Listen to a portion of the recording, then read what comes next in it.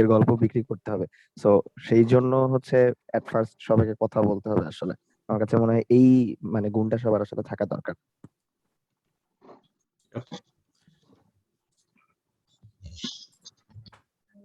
হ্যাঁ, আমি কিছু অ্যাড করি।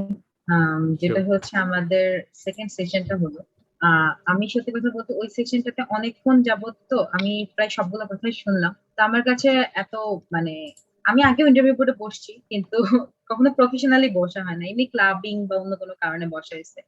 তো আজকে আমি একটা ফিল পেয়েছি আসলে, যদি আমাকে সামনে বসতে হয় ইন্টারভিউ বোর্ডে, যেহেতু আমি থার্ড ইয়ারে। তো দ্যাট ওয়াজ গ্রেট। আমার কাছে ওটা অনেক বেশি ভালো লেগেছে ওই সেশনটা, মানে নিজেকে কি করে ফুটায় তোলা বা আম, আটকায় যাওয়া বা আটকায় না যাওয়া, এই ধরনের অনেক কিছু শিখেছি আসলে আজকের সেশন। Nice, thank you Fairuz.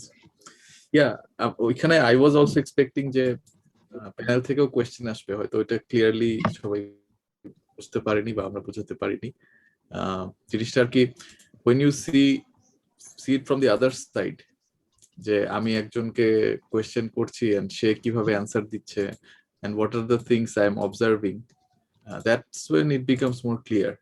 আসলে কেউ আমরা ভাবি যে ওই যে আমি পার্কে যেতে পছন্দ করি, আমি রোলার স্কেটিং করতে পছন্দ করি, মাছ ধরতে পছন্দ করি, এটা আসলে কোম্পানির জন্য তত রেলিভেন্ট না। এন্ড আমি বলছি I M a very good team player, I am very hard working, এটারও কোনো যদি আমি প্রুফ না দেই তাহলে হাউ ডু আই জাজ?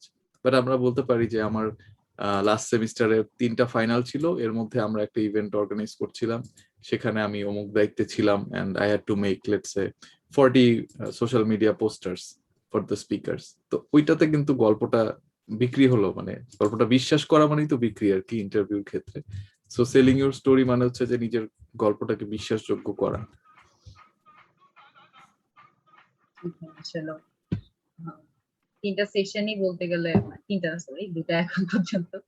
তো এই দুটাতে আমরা মানে ইন্টারভিউ রিলেটেড যে ভয় আতঙ্ক, মানে অনেক জুনিয়রের কাছ থেকে শুনছি, আমরা তাদের ফিডব্যাক পাচ্ছি ইনবক্সে যে অনেকগুলো আপু এইটা ভয় পেতাম ওটা ভয় পেতাম এভাবে অ্যান্সার পেয়ে গিয়েছি। তো এটা আসলে আমার বলবো যে দুই দিকেরই সাকসেস। এই তো ভাই, আপাতত তাহলে আমরা কি শুরু করে দিই না 35 বাজে? হ্যাঁ, উই ক্যান স্টার্ট। ওকে, ঠিক আছে। আমাদের মেইন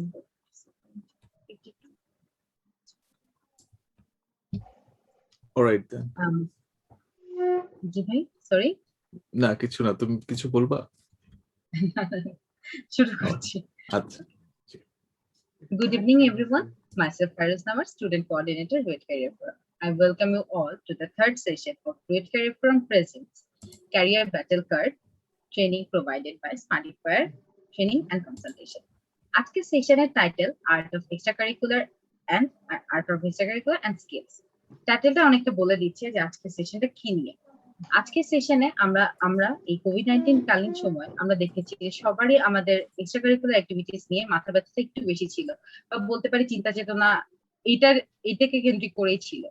তো সেই ক্ষেত্রে থেকে আমরা প্রায়ই এই কোশ্চেনটা আমাদের মাথায় আসে, এক্সট্রা কারিকুলার অ্যাক্টিভিটিস আমি করবোটা কি, বা আমি কিভাবেই আমার স্কিল ডেভেলপমেন্ট করবো, আর কিভাবেই এই কষ্ট করে অর্জন করা প্রত্যেকটা কারিকুলার অ্যাক্টিভিটিস কে আমি আমার ক্যারিয়ারে কাজে লাগাবো। আজকে সেগুলাকে নিয়ে, সেই প্রশ্নগুলোকে নিয়ে সমাধান নিয়ে আমাদের এই সেশন। আর আজকে আমরা আমাদের স্পিকার হিসেবে পেয়েছি আমাদের সাথে একজন স্বনামধন্য প্রফেশনালকে, মোহাম্মদ সোহান হায়দার ভাই, managing director and CEO Smartify training and consultation. তাহলে আর দেরি না করে আমাদের মোস্ট আর্টেড এবং এক্সাইটিং সেশনটা আমরা শুরু করতে যাচ্ছি। শুরু করার আগে অডিয়েন্সের কাছে আমরা কিছু অডিয়েন্সের উদ্দেশ্যে কিছু কথা। আপনাদের কোনো প্রশ্ন বা যে কোনো ধরনের মন্তব্য থাকলে আপনারা চ্যাট বক্সে করতে পারেন, এবং অবশ্যই আমাদের আপনাদেরকে কোনো প্রশ্ন করা হলে অন করে আপনারা আমাদের প্রোগ্রামের সাথে সহযোগিতা করবেন বলে আশা করছি, এবং আমাকে ফিল আপ করার জন্য আপনাদের কাছে করা হচ্ছে। তো ভাই, আপনার অনুমতি থাকলে আমরা তাহলে শুরু করি সেশনটা। Sure, Fairuz. Let us begin. Thank you. So the floor is all yours. Yes, আমার এখানে একটু ইন্টারনেট প্রবলেম হচ্ছিল। It's okay now. So আমরা এখানে I can see 56 people. My plan is to engage as many people as possible. I have a plan for that. But ফার্স্টে কিছু শুরুতে কিছু কথা বলে নিতে হয়। এখন এখানে you guys have registered looking at Smartifier's brand, looking at RCF's brand and activities.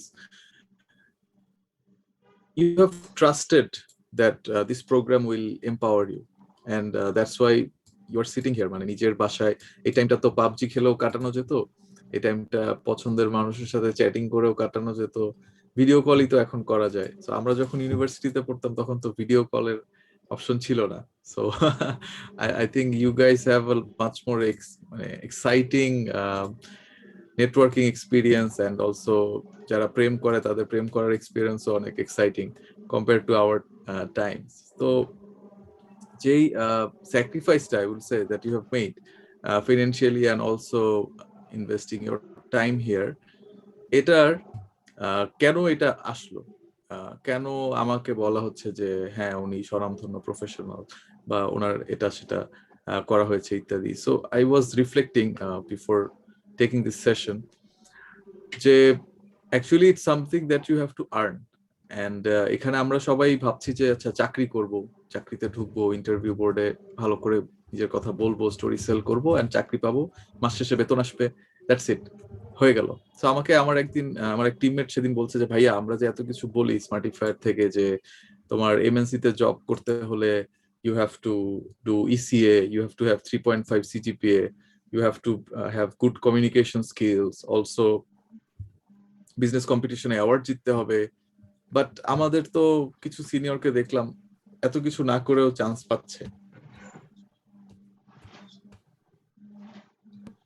তো সবাই বাট তাই বললাম তাই ওরা কি না করে চান্স পাচ্ছে বা কি করে চান্স পাচ্ছে। তো আলটিমেটলি ও যখন রিভিউ করতে বসলো তখন বলছে যে না ভাইয়া সবাই আসলে বিজনেস কম্পিটিশনে ভালো করতো, যারা এমএনসি তে গেছে they were all good in that area. So আসলে ওইটা রিক্রুটারকে বুঝায় যে এ যেহেতু ফার্স্ট সেকেন্ড থার্ড হয় তার মানে অ্যানালিটিক্যাল স্কিল ভালো, স্পিক করতে পারে মানে গুড স্পিকার, and present করতে পারে ইংলিশে ভালোভাবে। So that is always a plus thing for MNCs, because actually এটা মানে because of necessity। অনেকে বলে হ্যাঁ বাংলা আমাদের মাতৃভাষা, আমরা কেন ইংরেজিতে কথা বলবো, বাট হিন্দু মানুষ যিনি মানে সরি ইন্ডিয়ান যিনি, হ্যাঁ someone is from India, someone is from Sri Lanka, how will you speak to that person?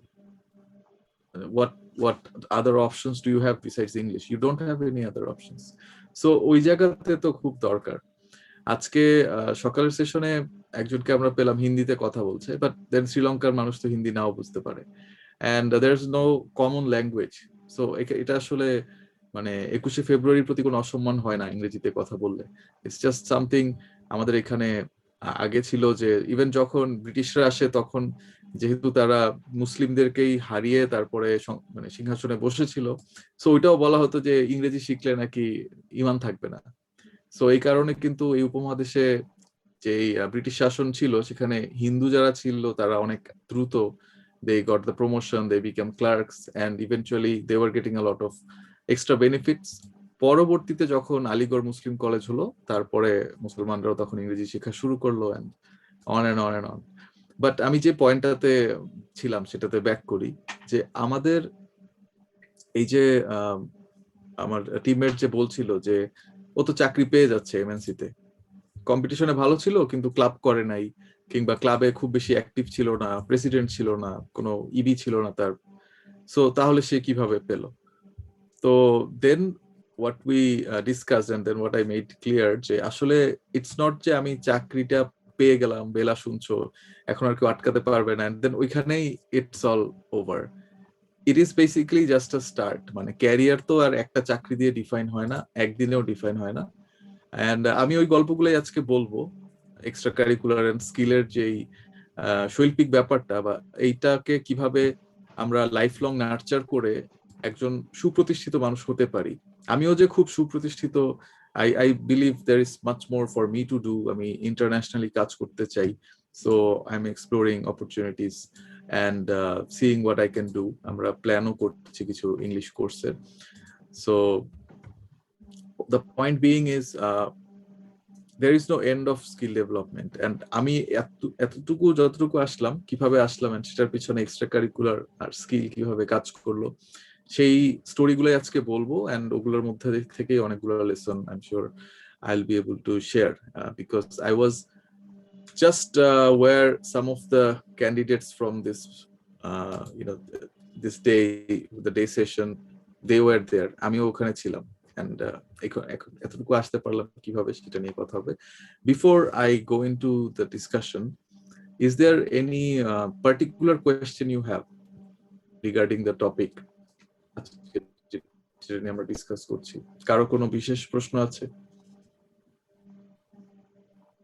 বা কমন প্রশ্ন হলেও হবে, বিশেষ প্রশ্ন, অবিশেষ প্রশ্ন। If there's anything related to this topic, you can ask. ভাই আমি বলবো। Sure. আচ্ছা, আমি সুদীপ্ত আমার নাম। আমি আরসিএফ এ কাজ করছি আর কি। থ্যাংক ইউ ভাইয়া। সো কোশ্চেন আমার ওই কমন প্রশ্নই আর কি, যে আমার এক্সট্রা কারিকুলারের লিস্টটা অনেক বড়। So how can I implement this আমার সামনের ক্যারিয়ার লাইফ হোক, আমার সামনের আরো যে অগ্রগতিতে আমি এই বিষয়গুলোকে কিভাবে কাজে লাগাতে পারি। অনেক সময় দেখা যায় যে ফার্স্টে একটা জব পেতে হয়তো বা আমাকে এই এক্সট্রা কারিকুলার অ্যাক্টিভিটিস গুলো হেল্প করলো, বাট যখন আমি জব সুইচ করলাম অনেক ক্ষেত্রে শুনেছি যে তখন আর সিভিতে বা রিজিউমেতে আর আমার ভার্সিটি লাইফে কি করে আসছে সেগুলার আর কোনো নাকি ভ্যালু থাকে না। তখন আমি পাস্ট যে জব করে আসছি সেখানে পারফরমেন্স কিরকম সেটা দিয়ে নাকি ইভালুয়েট হয়। তো বিষয়টা কি আসলে এরকম কি না, এই বিষয়গুলো নিয়ে আর কি আমার জানার খুব আগ্রহ। সো আই থিংক ভাই আপনি বিষয়গুলো ক্লিয়ারিফাই করবেন। That's it from you. Very good question, very good and very practical. আমি এইটার আচ্ছা আরেকটা কোয়েশ্চেন আছে, জাস্ট আমি, ঠিক আছে, এতে শামুল হক, ইয়েস ইউ ক্যান আস্ক। জি, আসসালামু আলাইকুম ভাই। আপনি মেনশন করলেন যে এমএনসি তে জব পাওয়ার ক্ষেত্রে কয়েকটা ক্রাইটেরিয়ার মধ্যে একটা বললেন যে যারা যেত ওরা বিজনেস কেস কম্পিটিশনে পার্টিসিপেট করতো, ফার্স্ট সেকেন্ড থার্ড হইতো। তো আমি যদি আমার কথা বলি যে আমি পড়তেছি ইঞ্জিনিয়ারিং, তো আমি বিজনেস কম্পিটিশন গুলোতে কম্পিট করার ট্রাই করি। তো অনেক সময় দেখা যায় যে বিজনেস স্টুডেন্টরা অনেক এক্সট্রা টুলস গুলা জানে কিভাবে ইউজ করতে হয়, ইমপ্লিমেন্ট করতে হয়, তো ওদের অ্যাডভান্টেজেস অনেক বেশি থাকে। তো সেক্ষেত্রে দেখা যায় যে মানে হয়তো অনেক সময় ফাইনাল রাউন্ডে যাওয়া হয়ে ওঠে না, বা চেষ্টা করতেই থাকি, বা কখনো টপ 3-তেও যেতে পারতেছি না। তো এই ক্ষেত্রে কি করা যেতে পারে, বা এটার কি কোনো ব্যাকআপ হইতে পারে যে আমি বিজনেস কেস কম্পিটিশন না করে অন্য একটা ব্যাকআপ রাখতে পারতেছি to get in the MNCs? Interesting question. Bhai, Thank we you. have got some question in chat box. Oh no, sorry. না আমি লিখছি, I am listing the questions. Sorry. It's okay Fairuz. আচ্ছা, আর কি কোনো কোশ্চেন না হবে ভাইয়া? একটা কোশ্চেন করতাম। শিওর। আচ্ছা, আমার কোশ্চেনটা হচ্ছে ভাইয়া, ব্যাপারটা এরকম যে আমারও হচ্ছে অনেকগুলো এক্সট্রা কারিকুলার অ্যাক্টিভিটিস বা হচ্ছে বেশ কিছু অর্গানাইজেশনে রাইট নাও কাজ করছি। এখন প্রবলেমটা যেটা ফেস করি, দেখা যায় যে বেশ কিছু অর্গানাইজেশনই হয়তো অনেকটা সেম টাইপের কাজ করে, এন্ড ওই যে বললাম যে 2-1 বছর আগে থেকে যে কাজগুলো করে আসছিলাম সবাই সেই একই একই মানে প্রমোশন সবাই করে আসতেছে যে অনেক লিডারশিপ গেইন করতে পারবা, এখানে আসলে হচ্ছে কিছু সার্টিফিকেট পাবা, তোমার ক্যারিয়ারে গোলে কাজে লাগবে। মানে আমার কথা হচ্ছে এইটা কি একটা নেভার এন্ডিং প্রসেস, নাকি আমার কি উচিত হবে? আমি যদি সেম প্রসেসের আরেকটা ভালো অর্গানাইজেশন পাই স্টুডেন্ট লাইফে, আমার কি সেখানে জয়েন করা উচিত হবে, নাকি আমি ধরে নিব যে আমি আরো অনেক বেশি পড়াশোনায় ফোকাস করব, লিডারশিপের মতো ব্যাপারগুলো বা টিম ওয়ার্ক গুলা আমার আসলে খুব বেশি নতুন করে শেখার কিছু নাই, আমার উচিত মানে কি করা উচিত হবে এই জায়গাটাতে? আমি একটু মিস করলাম প্রসেসের জায়গাটা, একটু যদি আবার বলতে পারতেন। লাইক আমি হচ্ছে অনেকগুলো অর্গানাইজেশনে অলরেডি কাজ করছি, বেশ কিছু অর্গানাইজেশন অলরেডি দেখা যাচ্ছে যে মোটামুটি একই রকম কাজ করে, ইউথ অর্গানাইজেশন গুলা বেশ কয়েকটা কমন প্রসেস তাদের আছে। এখন এরকম যদি হয় যে আমার সামনে অনেক বড় একটা কোনো প্ল্যাটফর্ম আসছে যেখানে হচ্ছে আমার জয়েন করার সুযোগ আছে, তো কিন্তু তাদের প্রমোশন স্টাইলটা বা প্রত্যেকটা তাদের যে ম্যানেজিং প্রসেস প্রত্যেকটা জিনিস সেম, আমার কি সেখানে এনরোল করা উচিত হবে কিনা? লাইক আমি তো অলরেডি এই জিনিসটা ভাবছি যে ওই যেই তারা হচ্ছে লিডারশিপ গেইন করা বা হচ্ছে টিম ওয়ার্কের যেই মানে প্রমোশন গুলো তারা চালাচ্ছে, সেই কাজগুলো ভিতর দিয়ে আমি অলরেডি গো থ্রু করেছি। সো আমি কি আসলে সেই জায়গাটায় নতুন করে এনরোল করব নাকি হচ্ছে করব না, এরকম একটা কোয়েশ্চেন। ওকে, বুঝতে পেরেছি। Hello, Bhaiya. May I ask a Hello. question? Sure. ভাইয়া আমরা সবাই এখন জানি যে সিজিপি এর পাশাপাশি এক্সট্রা কারিকুলারেরও সমান একটা ইম্পর্টেন্স আছে, কোনোটাই এক মানে রোল প্লে করে না, দুটোরই দরকার হয়। ইভেন অনেক অর্গানাইজেশন ও সেশনস গুলো যখন নিয়ে থাকে তারাও এটা বলে থাকে যে আমরা শুধু রেজাল্ট দেখি না, তার এক্সট্রা কারিকুলার অ্যাক্টিভিটিস গুলো খেয়াল করে থাকি।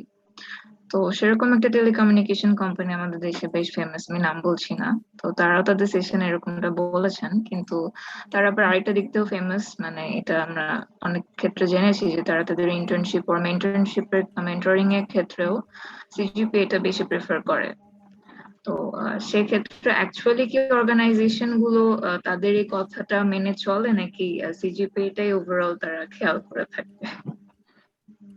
থ্যাংক ইউ ভাইয়া। Question. You're welcome.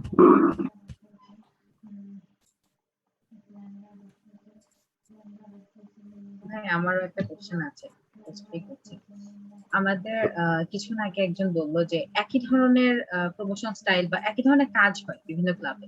তো আমার ক্ষেত্রেও সাপোজ আমিও এখানে আরসিএফ এর কাজ করছি, আবার কোন একটা জায়গায় আমি ইন্টার্নশিপ করছি, তো কাজের কোয়ালিটি একই ধরনের, যে আমি এখানে অর্গানাইজিং ওখানে অর্গানাইজিং বা এই ধরনের। তো ভাই এই ক্ষেত্রে যেমন একজন কন্টেন্ট রাইটার, সে তো বলছে যে হ্যাঁ আমি কন্টেন্ট রাইটিং করছি, আমার ফিউচারে আমি কন্টেন্ট রাইটার হিসেবে শাইন করতে পারবো, বাট আমি তো অর্গানাইজার হিসেবে এখানে রয়েছে ওখানে রয়েছে। এখন এই পয়েন্ট অফ ভিউতে আমার পরবর্তীতে গিয়ে আমি কি বলবো জিনিসটাকে, যে আমি আসলে অর্গানাইজিং এ ছিলাম না, মানে এটাকে ডিফাইন করা যায় কিভাবে, এটাই।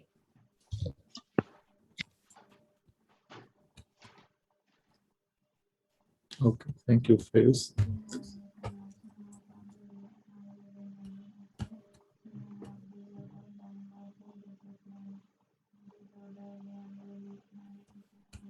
আচ্ছা, তাহলে এই কয়েকটা কোয়েশ্চেন অ্যান্সার দিয়ে নেই, তারপরে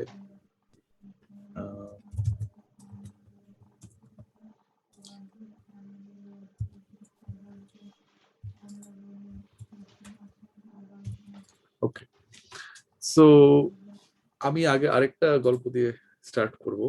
আমার মনে হয় যে ওইটা শেয়ার করলে সবার আরেকটু সাহস আসবে কোয়েশ্চেন নেয়া করার এবং কনভারসেশন করার। সো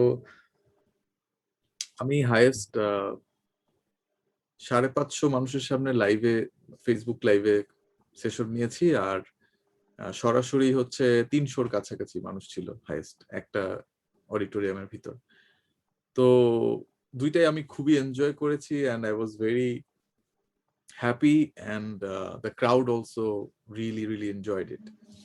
Now আমি যেই মানুষটা ছিলাম সে এটা করেছে, এটা তার কাছে আজকে থেকে যদি 15 বছর আগে তাকে বলা হতো, সে বিশ্বাসই করতো না। যে মানে হ্যাঁ, স্পিচ দিতে পারতাম, কিন্তু এটা যে এনজয় করব আমি, এটা কখনোই বোঝার উপায় ছিল না। সো এই চেঞ্জটা আসার যেই বড় ফ্যাক্টরটা, সেটা এক্সট্রা কারিকুলারের সাথে অনেক জড়িত। অ্যান্ড হাউ ইট হ্যাপেন্ড ওয়াজ, আমার আন্ডারগ্রেড লাইফে আমি ওই স্কেপটিক্যাল মানুষদের মধ্যে ছিলাম, যে আরে ভার্সিটি ক্লাব এগুলি তো হচ্ছে প্রেম করার জন্যে, গার্লফ্রেন্ড বয়ফ্রেন্ড খোঁজার জন্যে, অথবা প্রোগ্রাম ইভেন্ট স্পন্সর করা হবে, ওখান থেকে কিছু টাকা নিজেরা রেখে দিবে, এরকম একটা ইমপ্রেশন আমাকে দেয়া হয়েছিল। And I was also thinking যে আচ্ছা এখানে আমার টাইম ওয়েস্ট হবে, আমি খুব বেশি কিছু মনে হয় জানতে পারবো না। এন্ড দূর থেকে যা দেখতাম সবাই আড্ডাবাজি করছে, তো আচ্ছা আড্ডাবাজির আবার মানে এটার তো কোনো ভ্যালু নেই আমার ক্যারিয়ারে। So I did not get involved in any clubs. But আমাকে বলা হতো, ফ্রেন্ডরা এসে বললো যে তুই খালি আয়, আমরা মেম্বার করে নিচ্ছি, তোর ইন্টারভিউ দেওয়া লাগবে না। আই ওয়াজ লাইক না থাক, আমার দরকার নেই, আই এম হ্যাপি। সো এভাবে যখন আমার আন্ডারগ্রেড শেষ হলো, আমি গেলাম ইউকে তে পড়তে ফিল্ম মেকিং এর উপর। ওখানে আমি হঠাৎ টের পেলাম যে আড্ডাবাজির গুরুত্বটা কি। Somehow I was under the impression যে এটা বাংলাদেশে বা আমার ভার্সিটির এই ক্লাবগুলোতে এত বেশি আড্ডাবাজি হচ্ছে, বাইরে হয়তো এত আড্ডাবাজি হয় না, but what I realized later on যে actually that's not just আড্ডা, মানে কাজের এনভায়রনমেন্টের মধ্যে কিভাবে গল্প করে, কিভাবে নিজের পার্সোনালিটিটাকে সামনে নিয়ে এসে কিভাবে story tell করে how you can make workplace more fun. That's why actually some people are more fun to work with and some people are more bossy and just চুপচাপ থাকে, and I was one of those people, সব সময় চুপচাপ just কাজটা করে দিব তাহলেই তো হয়েছে, আর কিছু লাগে নাকি। তো ওখানে আমার যখন পড়াশোনা শেষ হলো, আমার ওটা ফিল্ম মেকিং এর পড়াশোনা ছিল, সো আমি প্ল্যানে রেখেছিলাম যে ইউকে থেকে পরে আমি হলিউডে যাব, বাট শেষের দিকে এসে আমার আর ফিল্মের দিকে অতটা ইন্টারেস্ট ছিল না, অ্যান্ড আই কেম ব্যাক।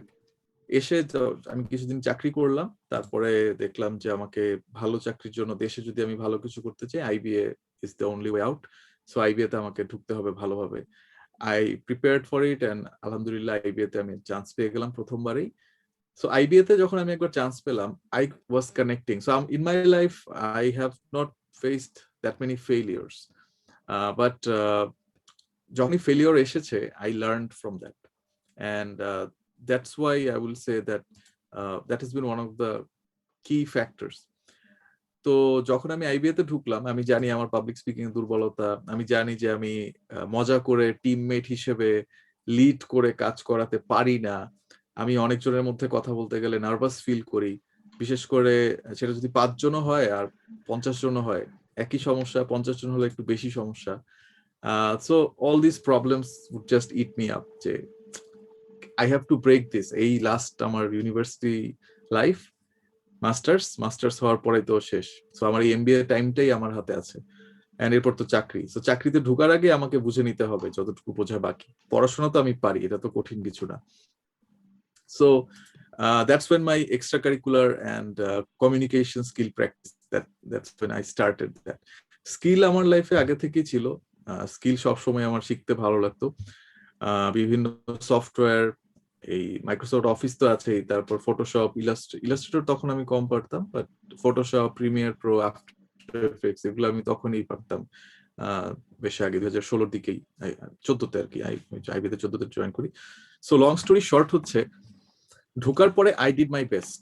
আমি প্রথম যখন আমাদের ফ্রেশার্স দেওয়া হলো, পারফর্ম কারা কারা করবে, আমার কোনো এক্সপিরিয়েন্স নাই, বাট আই ওয়াজ লাইক আচ্ছা আমাকে স্টেজে উঠতে হবে। তো স্টেজে উঠে পারফর্ম করার পরে কিছু পারলাম, কিছু পারলাম না। আমার একটা ডায়লগ ছিল, চৌধুরী সাহেব এরকম করে একটা আমার চিৎকার দেওয়ার কথা ছিল স্টেজে, আমি ভুলে মানে ভয়ে ভুলেই গেছি, but rest of the roles I did well. তো ওই একটা ডায়লগ আমি ভুলে গেছি, পরে আমাদের ডিরেক্টর এসে, যে নাটকের ডিরেক্টর ছিল, সে বলছে যাই এটা কেন ভুলে গেল। সো ব্যাপারটা ছিল যে পরের দিন আমি যখন ওই জায়গাতেই যাই, স্টেজটার সামনেই দাঁড়াই, আমার কাছে মনে হলো যে আমি কোনো একটা জাদুকরি কোনো কিছু দেখছি, লাইক আ ম্যাজিক্যাল প্ল্যাটফর্ম, যেটা আমাকে নতুন কিছু দিয়ে গেল, because I didn't feel that inertia of stage. আমার তখন আমি ঠিক করলাম যে যতবার পারি আমি আইবিএ লাইফে আমি স্টেজে উঠবো, এন্ড ক্লাসে আমার কোয়েশ্চেন করতে দুর্বলতা ছিল, সো আমি ফার্স্ট বেঞ্চে বসা শুরু করলাম, বিকজ মাই লজিক্যাল রিজনিং ওয়াজ পিছনে বসলে বেশি জোরে কথা বলতে হবে, সো এমনি কথা বলতে ভয় লাগে, আবার ভলিউম বাড়ায় কথা বলবো, that is something that will make it more difficult. So সামনে থাকবো, যা কোয়েশ্চেন আছে আমি স্যারকে করবো। এন্ড এমনও ছিল যে there were 2 times আমি 2টা কোয়েশ্চেন করে নিজেই হেসে দিছি, ক্লাসেও মানুষ হেসে দিছে, স্যারও অবাক যে এই কোয়েশ্চেনটা কেন করলো, এটা তো নিজেই পারতো। বাট ওইটা আমার মানে থট প্রসেসে ছিল যে I have to be okay with asking questions. যখনই আমার মাথায় প্রশ্ন আসে, আজকে শুরুতেই যে এই কথাগুলো আসলো, সেখানে একটা জিনিস আসলো যে আমাদেরকে কথা বলা শিখতে হবে, ইন্ট্রোভার্টেড হওয়া যাবে না।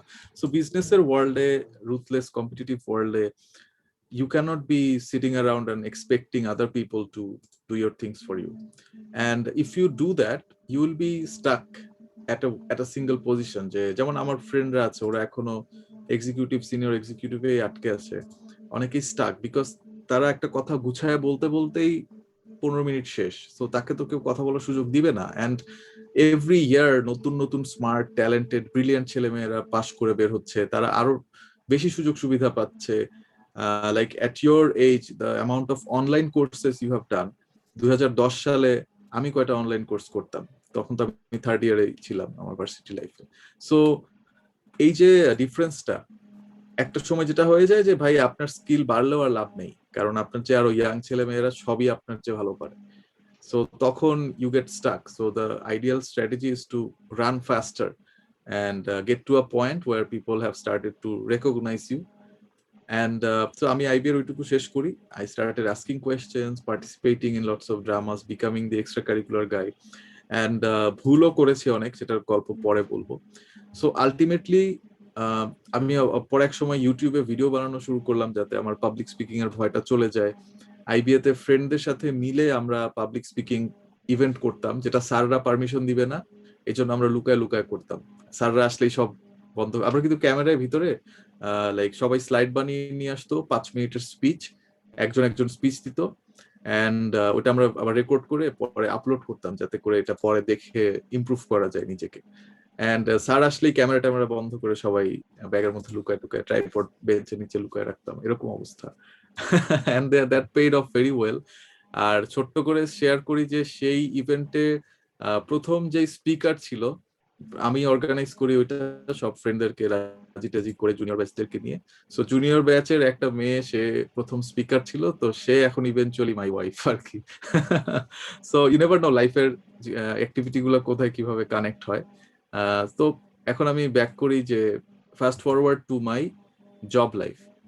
সো যখন আমার এতগুলো এক্সট্রা কারিকুলার অ্যাক্টিভিটি হয়ে গেছে, আমি and this will happen to you guys as well, যে ইউ সি ইটস জাস্ট মানে একটা গ্রুপে মানুষজন যতই বলুক যে আমি আলাদা বৈশিষ্ট্য, আমি একজন individual, I am an individual, but group বিহেভিয়ারটা মানুষের অনেক কম বেশি একই রকম।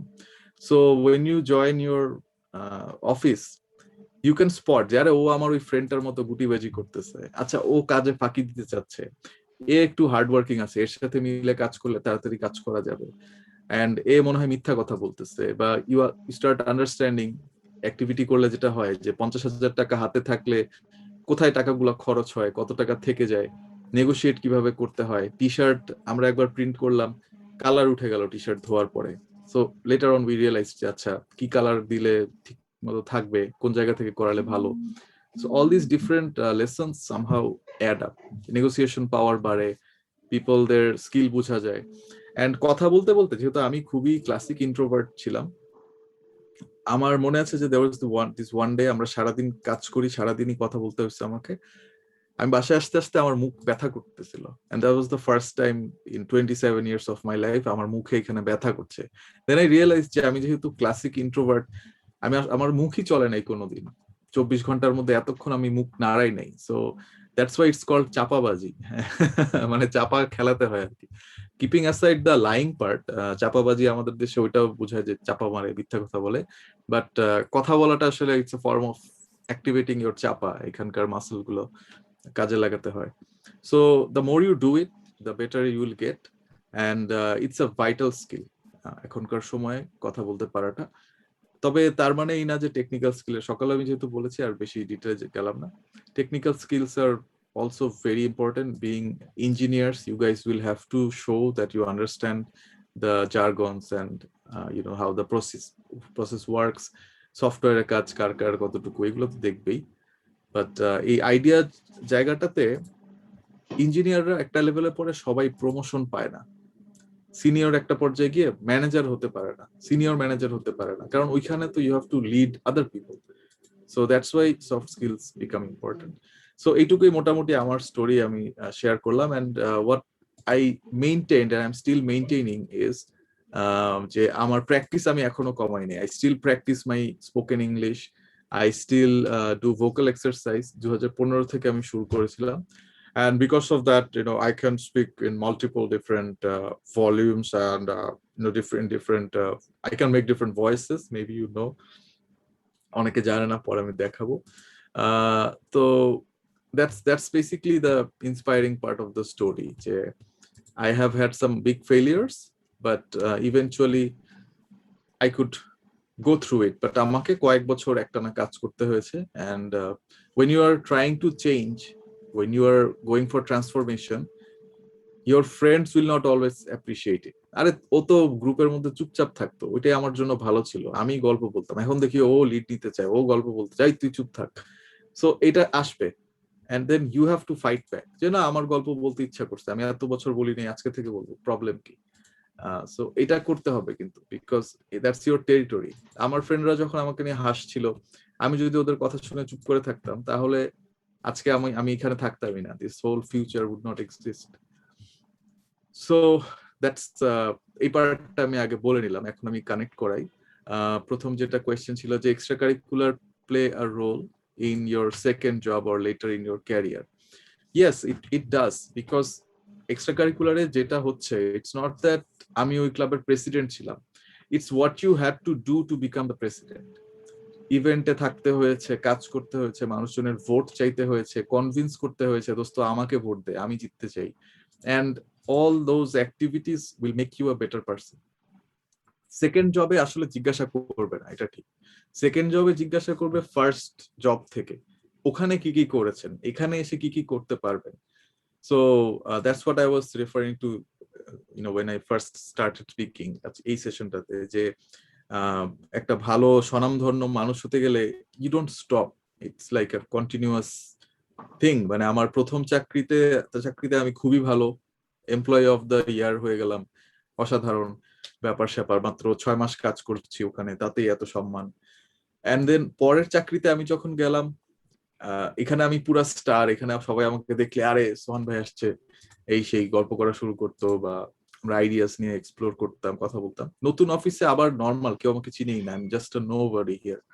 সো তখন আবার আমাকে কাজ করে I had to build my reputation in this second office as well. যখন দুইটা অফিসে আমি ভালো কাজ করছি, and since I somehow understood the power of personal branding, আমি ওটা তখন থেকেই করতাম। সো আমার ক্যারিয়ারের প্রথম 2 বছরেই একটা সুনাম হয়ে গেছে, এন্ড অ্যাকচুয়ালি থার্ড জবে আমার অ্যাপ্লাইও করা লাগে নাই, I was approached and I was asked to join this company. And আলহামদুলিল্লাহ যে আমি যে 3টা কোম্পানিতে ছিলাম, কাজ করেছি, যখন লিভ করতে চাচ্ছি 3 জায়গাতেই আমাকে বলা হয়েছে তুমি থাকো, এন্ড আমরা তোমার প্রমোশন দিয়ে দিচ্ছি, স্যালারি বাড়িয়ে দিচ্ছি, what do you need to stay. But হয়তো তখন আমি বুঝি নাই, বাট হয়তো এই স্মার্টিফায়ার নিয়ে কাজ করব, that was the main, maybe that was the main motivating factor for me leaving. But 3টা জায়গাতে I was very much appreciated, very lucky. So yeah, that's how extracurricular played that role, যে I could identify the people, I could realize কোথায় কি করতে হবে, and some of the mistakes, আমি আরো কিছু মিস্টেকের কথা বলবো, সেগুলো আমাকে হেল্প করেছে যাতে আমি চাকরিতে আর সেগুলো রিপিট না করি। সো সেকেন্ড যেটা কোয়েশ্চেন, যে business competition for engineering students কিভাবে করা যায়, and any plan Bs. I will ask you guys to do something unconventional, something very very different. সেটা হচ্ছে don't start stereotyping yourself, যে আমি বিজনেস পড়ি না, আমি ইঞ্জিনিয়ারিং স্টুডেন্ট, আমাকে ইঞ্জিনিয়ারিং এই থাকতে হবে। End of the day we are all problem solvers, আমরা সবাই প্রবলেম সলভ করছি, যে যত বড় প্রবলেম সলভ করে সে তত বেশি টাকা পায়, মোটামুটি মোরলেস এভাবেই চলছে। আর বাংলাদেশে কিছুটা, বা কিছু কিছু দেশে ওয়ার্ল্ডে যেগুলি করাপ্ট দেশ, কিছু political influence and other things are playing, but apart from that, if you can do something very well, এটার একটা অবশ্যই প্রাইজ আছে। অ্যান্ড ইঞ্জিনিয়ারিং থেকে অনেক স্টুডেন্ট এখন জয়েন করছে, ইভেন কয়েক বছর আগে বুয়েট থেকে ব্যাটল অফ মাইন্ডস চ্যাম্পিয়ন হলো। সো তাদের যে সলিউশনটা, সেটা হচ্ছে when you think যে আমি রুয়েটের স্টুডেন্ট, রুয়েটই আমার জীবন, রুয়েটই আমার মরণ, এটাই সারা জীবনের জন্য, then you're getting stuck. You need to stay in conversation with your BBA friends.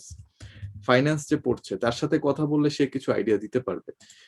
I'm sure you have friends in other universities যারা বিবিএ পড়ছে, তারা বিজনেস কম্পিটিশন করছে। So can you ask for their power point slides, can you ask them যে ভাই এটা আমার team, তোমার কাছে 1 ঘন্টা আমরা সবাই একটু সাজেশন চাই, তুমি আমাদেরকে একটু শিখাও কিভাবে করতে পারি, তোমরা কিভাবে কেসটা অ্যানালাইসিস করছো, সলিউশন করছো। That's the thing.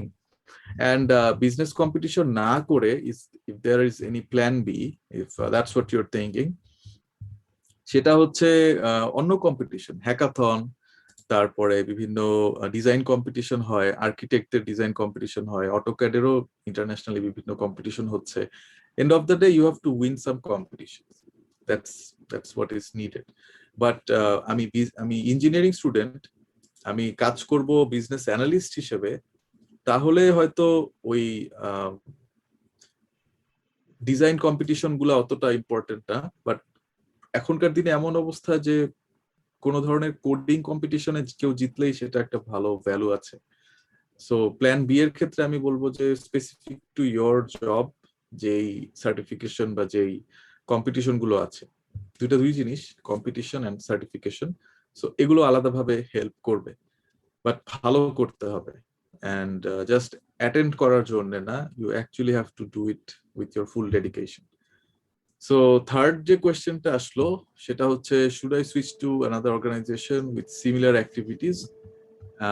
And also fifth যে কোয়েশ্চেনটা, দুটা কাছাকাছি, how do I explain my club activities to the recruiters?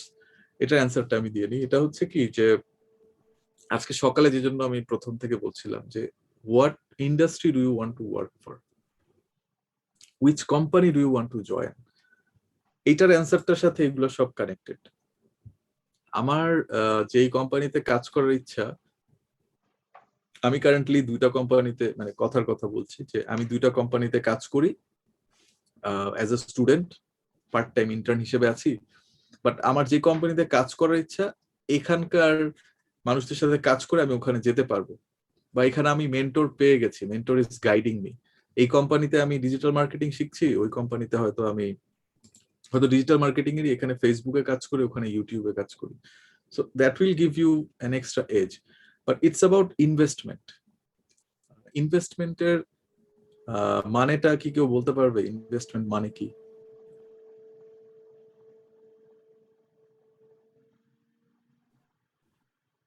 Investment শব্দটার মানে আমি কি একটু বলবো? Investment, Yeah. হ্যাঁ, ইনভেস্টমেন্ট মানে হচ্ছে ভাইয়া ওই আমি বর্তমানের ভোগটাকে বন্ধ রেখে ভবিষ্যতে সেই ভোগের থেকে কিছু একটা রিটার্ন পাওয়ার আশায় যে মানে টাকাটা প্রয়োগ করা, সেটাই হচ্ছে ইনভেস্টমেন্ট। গ্রেট।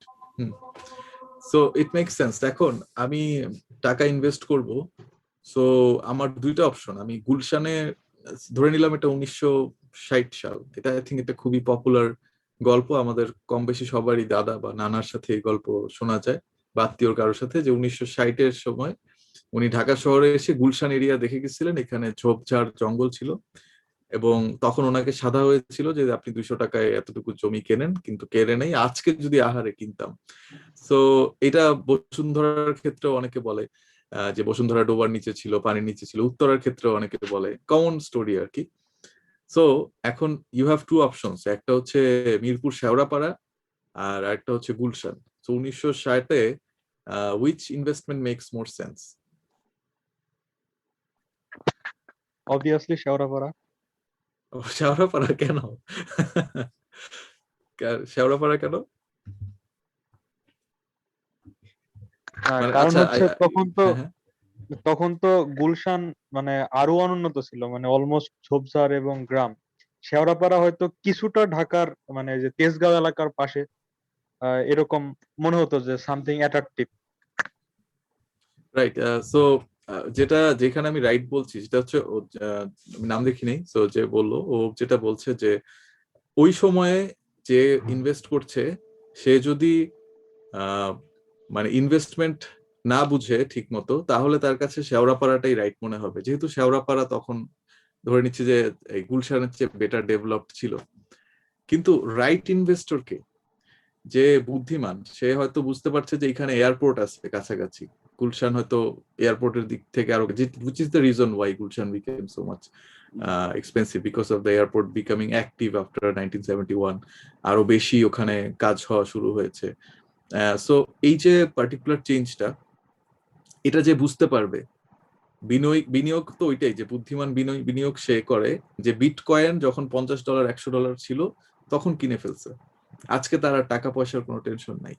সো আজকে 2021 সালে what skill are you investing on that will give you the return in 2030, 2031, 2041? So আমাদের স্কিল গুলোও কিন্তু ইনভেস্টমেন্ট। এই যে রুয়েটে why are you studying, why not DU FBS, why not BUP? এখানে হয়তো কেউ কেউ বিইউপি তে চান্স পেয়েছে, কেউ হয়তো প্রাইভেটে হয়তো তার অন্য সাবজেক্টে পড়ার সুযোগ ছিল, because you are investing on engineering. So এই যে ক্লাবের কাজগুলা, এই যে কোম্পানিতে পার্ট টাইম করা, এটাও একটা investment. So does this investment connect with your future goal, with your future vision? এই জন্যই ফিউচার ভিশনটা আগে বোঝা দরকার। সো কারো ক্ষেত্রে হয়তো সে গুলশানে জমি কিনতে চাচ্ছিল না, তার দাদা বাড়ি সবকিছুই মিরপুর শেওড়াপাড়াতেই, বা হয়তো বেইলি রোডে ছিল, হয়তো রমনা পার্কের দিকে ছিল, হয়তো উত্তরার ওই উত্তরখান ওই দক্ষিণখান ওইদিকে হয়তো ছিল। সো সে ওইখানেই চাচ্ছিল, সে ওখানেই তার টাকা ইনভেস্ট করে, ওখানেই বাড়ি মার্কেট টার্গেট করে ওখানেই সে ভালো আছে, বিকজ তার ভিশন ছিল আমি এই জায়গাতেই থাকবো। কিন্তু আমরা যারা এইমলেস থাকবো, তাদের মনে হবে আহারে গুলশানেও দিতে পারতাম, এখানেও দিতে পারতাম, ওখানেও দিতে পারতাম, and they will not feel any sense of accomplishment because of this problem, যে আমি তো জানতামই না। তো আমার ভার্সিটি শেষ হয়েছে, এক জায়গায় ঢুকে গেলাম চাকরিতে। এই পার্টিকুলার রুটে গেলে it gets difficult to become someone great, কারণ আসলে চাকরি করা কিন্তু মজার কিছু না। মানে it is fun if you enjoy the work, তখন অনেক ভালো লাগে। আমাকে যদি কেউ একটা ডিজিটাল মার্কেটিং দিয়ে বলে যে এই বইটা পড়ো, বাট সফট স্কিল নিয়ে একটা বই দেয়, বা ক্রিটিক্যাল থিঙ্কিং নিয়ে একটা বই, আমার অনেক মজা লাগবে, and I will read it, then আমি ওটার উপরে বুক রিভিউ করতে বললে, কিছু লিখতে বললে আমার খুবই ভালো লাগবে। আমি তো 3টা বই লিখলাম এই বছর। So I enjoyed that, but অনেক কঠিন ছিল। বাসা থেকে সবার সাথে ডিস্টেন্ট হয়ে, অফিসের টিমমেটদেরকে টাইম না দিয়ে, সিনিয়র ভাই বা বন্ধুরা আছে, জুনিয়ররা আছে, কাউকে টাইম না দিয়ে বসে বসে ধৈর্য ধরে বই লেখা, চোখ ব্যথা করে সারাদিন পিসির সামনে বসে থেকে। But because you like the work so much, work is not work anymore, it becomes fun. কিন্তু অনেকেই বাংলাদেশে যে বেতনের পিছনে চিন্তা করে, বিসিএস দিব, কিন্তু আসলে তার বিসিএস করে যে বসে থাকার লাইফস্টাইল, এটা ভালো লাগে না। কিংবা সে ব্যাংকে ঢুকবে কারণ বাসা থেকে বলা হয়েছে ব্যাংকে ভালো স্যালারি, ভালো ইয়ে। তো এই পার্টিকুলার জায়গাগুলোতে আমরা হারায় যাই। সো আমার সাজেশন থাকবে যে be very clear what you want, and BCS তো ভালো, ব্যাংকও ভালো, সবই ভালো, if you can be good at it and if you like doing it. আর লাস্টের একটা ব্যাপার আছে, সেটা হয়তো এই স্বপ্ন নিয়ে কথা বলার সময় আমরা বাস্তবতাটা এড়িয়ে যেতে চাই। সবার বাসার আর্থিক অবস্থা একরকম না। সো কারো হচ্ছে সেই ফ্যামিলি বড় ছেলে, তার বাবার রিটায়ারমেন্টের বয়স হয়ে যাচ্ছে, তার যদি নিজের বিয়ে করতে হয়, তার কয়েক লক্ষ টাকা সেভিংস করে তার বিয়ে করতে হবে, এরকম রিয়েলিটিরও আছে। আমরাই পড়াশোনা করে আসছি ফ্রেন্ডদের সাথে, so we know and you also know your friends.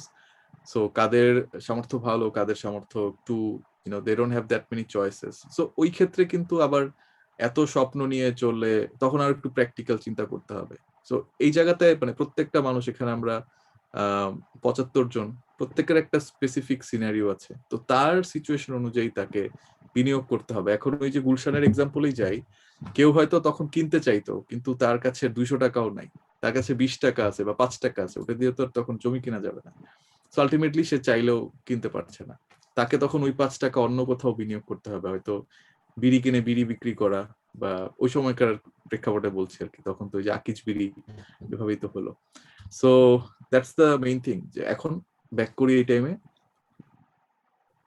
যে বিনিয়োগটা ঠিক আছে কিনা। সো আমার 3টা কোম্পানিতে টাইম দিলে যদি বিনিয়োগটা আলটিমেটলি আমার ক্যারিয়ারের জন্য ভালো, but I will suggest not to work in many places at the same time, কারণ তখন ব্যালেন্স করা যায় না অ্যান্ড এক্সপেকটেশন নষ্ট হয়। সো রাদার একটাকে ছেড়ে আরেকটাতে ভালো মতো গেলে ভালো, কারণ একদিকে ক্লাব, আরেকদিকে পড়াশোনা, আরেকদিকে এই অফিসের কাজ, লাইক পার্ট টাইম কোথাও জব করা। অফিস মানে কিন্তু মিস হয়ে গেলে অফিসের লস। সো কোনো কাজে যদি কিছু ঠিকমতো না দেওয়া হয়, অফিস তো অবশ্যই বিরক্ত হবে, and that is the spot on your career, on your reputation as a professional. So এটাকে প্রোটেক্ট করতে হবে। আর অনেকের যেটা এখন আছে, যেটা মেয়েদের চাইতে ছেলেদের বেশি থাকে, যে প্লে বয় হওয়ার একটা ইচ্ছা, যে অনেকগুলা গার্লফ্রেন্ড থাকবে, অনেক রকমের, সে মানে জেমস বন্ড, যে আইডিয়াল একটা মেল স্টেরিওটাইপ তৈরি করা হয় অনেক সময়, যে জেমস বন্ড হচ্ছে তার the man, alpha male. So অনেকে এখন এরকম ভাবে যে আমি 4-5টা কোম্পানিতে একসাথে থাকবো, 4-5টা অ্যাসোসিয়েশনে একসাথে থাকবো, বাট তাহলে কোনোটাকেই বেশি টাইম দেওয়া হচ্ছে না। যেরকম জেমস বন্ডের কোনো পার্মানেন্ট রিলেশনশিপ থাকে না, তার গার্লফ্রেন্ড গুলা ওই এক সিনেমায় থাকে, পরেরটাতে মরে যায় বা অনেকটা সিনেমার মধ্যেই মরে যায়, and then সে ওই লোনলি লাইফটা লিড করে। So that's something you need to keep in mind, যে আমি যে কোম্পানিতে আছি এখানে সবাই আমাকে দেখছে, so I need to maintain that relationship, that level of trust, and আমার রেপুটেশনটা যাতে ভালো থাকে, যে আরেকটা কোম্পানিকে যখন বলা হয় যে ও কেমন, আরে অসাধারণ, খুব ভালো কাজ করে, এই জিনিসটা যাতে ইউ ক্যান জেনারেট, আদারওয়াইজ ইনভেস্টমেন্টটা কিন্তু খুব বেশি রিটার্ন দিবে না। আর আমরা তো অবশ্যই জিজ্ঞাসা করি যে আপনি যে কোম্পানিটা লিখেছেন কি কাজ করেছেন, এখানে এখানে কি কি করতেন, কার সাথে কাজ করেছেন, কার টিমে। এন্ড এই যে পরশুদিনও আমি আমার এক স্মার্টিফায়ারের এক টিমমেটের নামে রেকমেন্ডেশন লিখতে হলো, একটা কোম্পানিতে অ্যাপ্লাই করেছে, ওখান থেকে আমাকে পুরো একটা ফর্মাল পেপার পাঠালো, পাঠিয়ে বললো যে এটা একটু ফিল আপ করে দেন, ওখানে সব কোয়েশ্চেন, তার কি কি স্ট্রেংথ, কি কি weakness, will you recommend this person, ইত্যাদি ইত্যাদি, অনেক তার ব্যাপারে কোয়েশ্চেন। সো ও ভালো করে কাজ করেছে দেখে আমি ভালো জিনিস লিখতে পারলাম, আবার যেখানে একটু দুর্বলতা ছিল সেটাও ওই কোম্পানির জন্য বলতে হলো যে this is war he can improve, তো আপনারা এটা ওকে হেল্প করেন, and will he, yes of course he will be a good teammate. তো এই কারণে you need to maintain that rapport, that relationship. And আরেকটা কোয়েশ্চেন, ফোর্থ কোয়েশ্চেন হচ্ছে সিজিপিএ অর এক্সট্রা কারিকুলার অর্গানাইজেশনরা কি মিথ্যা বলছে কিনা। সো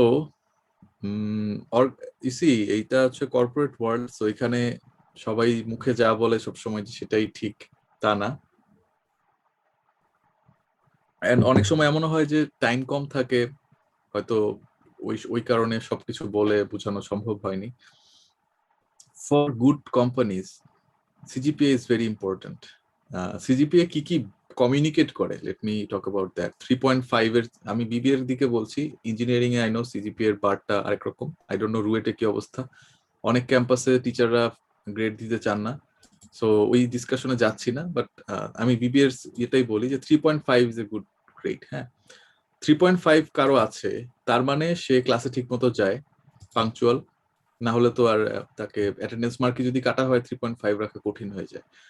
সো এরপরে হচ্ছে যে সে যদি আরো ভালো 3.7, 8 হয়, তার মানে তার গ্রামাটিক্যাল মিস্টেকও কম হয়। অ্যান্ড বিবিএ স্টুডেন্ট যেহেতু ম্যাথসের কিছু কোর্স থাকে, সো ম্যাথসে খারাপ করে 3.7 এর নিচে পাওয়াটা সম্ভব না, ফাইন্যান্সে খারাপ করলে পাবে না। সো এই পার্টিকুলার জিনিসগুলো 3.5 এর উপরে হলে আমরা বুঝতে পারি যে ও পাংচুয়াল, ওর গ্রামাটিক্যাল মিস্টেক কম হয়, অ্যান্ড ডিপেন্ডেবল, সিনসিয়ার। কারণ পুরো 4 বছর ধরে একটা জিনিস মেনটেন করা সহজ বিষয় না, এই কারণে সিজিপি এর গুরুত্ব আছে, ছিল এবং থাকবে। আর ব্যাংকের ক্ষেত্রে তো you won't even be able to apply, 3.5 এর নিচে বলে যে please don't apply if you are below 3.5। So it is important, and that's why it's hectic. যে ভাইয়া তাহলে বলতেছেন যে 3.5 সিজিপিও লাগবে, ক্লাবও করতে হবে, এখানে আবার মন দিয়ে ক্লাব করতে হবে, আবার আমার এদিকে কোম্পানি এক্সপিরিয়েন্স থাকলেও ভালো, মানে এত কিছু আমি কিভাবে ম্যানেজ করব। প্রেশার নিলে পারা যায়, বাট ইউ উইল সি, যেমন আমার আইবি এর এক্সপিরিয়েন্সে আমি ফার্স্ট সেমিস্টারে কিছুটা অ্যাক্টিভিটি করলাম, সেকেন্ড সেমিস্টারে অনেক করলাম, কিন্তু গ্রেডস আসলো খারাপ। সো থার্ড সেমিস্টারে আমি ভাবলাম যে না, আমি এইবার কোনো এক্সট্রা কারিকুলার কিছু করব না, শুধু পড়াশোনা করব। অ্যান্ড এখানেও একটু ফানি স্টোরি, যে আমার ফার্স্ট সেমিস্টারে 3.4 আসে অনেক পড়াশোনা করার পর। সো এবং আমি সবসময় মোটামুটি ভালো স্টুডেন্ট ছিলাম, কথাবার্তায় সবাই মনে করে যে ও খুব ভালো করবে।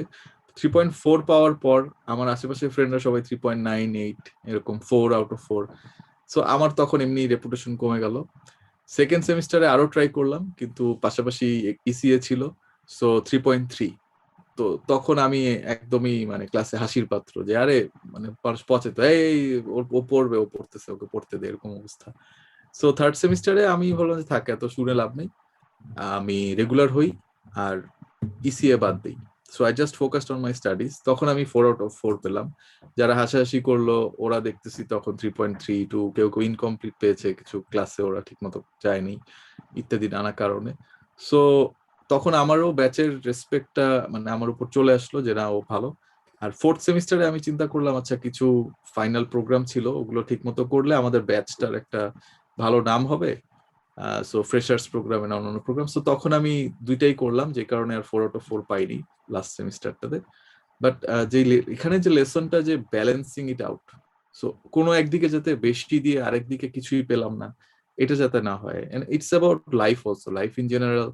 আজকে আমার অফিস বেশি প্রায়োরিটি, কালকে সকালে হয়তো বাসার বাজার করাটা বেশি প্রায়োরিটি, আবার আরেকদিন হয়তো ওয়াইফকে টাইম দেওয়া বেশি প্রায়োরিটি, আরেকদিন হয়তো মাকে টাইম দেওয়া বেশি প্রায়োরিটি, আবার আরেকদিন আমার অফিসের কোনো টিমমেটকে হয়তো কিছু মেন্টরশিপ দেওয়াটা বেশি প্রায়োরিটি, না হলে সে আর কাজে মনোযোগ রাখতে পারছে না। সো ওই ব্যালেন্সটা বের করে ওইটা করতে পারাটা ইটস এ বিগ স্কিল। এবং এত কিছু ম্যানেজ করতে গেলে দেখ, আমার ধারণা যে ওইটাই আমাদের গ্রো করে, যে how can we juggle between so many different things and still manage them all. And কোনোটাতে আসলে মানে it's a trade off, always লাইফে একটা ট্রেড অফ হয়। সো একটাতে অনেক বেশি কিছু করতে গেলে আরেকটাতে কমবেই। অ্যান্ড এই জায়গাতে আমিও সবসময় বলতে পারবো না যে আই নো এভরিথিং, বিকজ তাহলে তো মার্ক জাকারবার্গের ও তো সিজিপিএ কেউ তো পড়াশোনাই শেষ করে নাই, but he made it, but he was in Harvard, that's something. Bill Gates was in Harvard, Jack Ma তো হার্ভার্ডেও ছিল না, হার্ভার্ডে 10 বার চান্স পাইনি। বাট এই মানুষগুলো কিন্তু extreme hard worker, extremely hard worker, মানে দিনে 16, 18, 19 ঘন্টাও তারা কাজ করে যায়। সো ওইটা না থাকলে আবার শুয়ে শুয়ে স্বপ্ন দেখলে it'll be tough. I feel like I've been talking for a long time. So কেউ কিছু বলতে চাইলে ইউ ক্যান সে, তারপরে আরো কয়েকটা কোয়েশ্চেন আছে আমি সেগুলো অ্যানসার করব।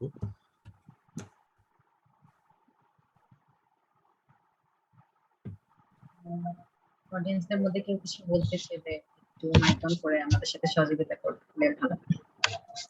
কোনো কোয়েশ্চেন থাকলে, এই এত কথা শুনে হয়তো কোনো কোয়েশ্চেন আসছে মাথায়। কিছু কোশ্চেন আমরা চ্যাট বক্সে পেয়েছি, নিউ রিড আউট করি। Is clubbing only main to be extra curricular activities? কেউ ক্লাব না করলে এমন কি আছে যে সে অ্যাড করতে পারে? ক্লাব না করলে তাকে অ্যাড করতে হবে ওয়ার্ক এক্সপিরিয়েন্স কিংবা কোথাও volunteering experience, basically some place where this person has done some team work. আর যদি এই মানুষটা কম্পিউটার সায়েন্সের স্টুডেন্ট হয়, তাহলে তার একটা সুবিধা আছে, সে দেখাতে পারে যে আমি এরকম 14টা সফটওয়্যারের এত এত জিনিস শিখে ফেলেছি, ইন্টারন্যাশনালি আমি এটা এটা করতাম। বা হয়তো ফ্রিল্যান্সিং এখন অনেকে করছে, সো ডিজিটাল মার্কেটিং ফ্রিল্যান্সিং করতাম, এই জন্য আমি আর কিছু করিনি, পড়াশোনা করতাম আর ফ্রিল্যান্সিং করতাম, এটাই। সো এইরকম কিছু বলতে হবে যদি ক্লাবের বদলে আমি কিছু রিপ্লেস করে দিতে চাই। বাট শুধু ভার্সিটি গেলাম আসলাম এন্ড একটা ভালো সিজিপি আছে, এটা সেল করা tough.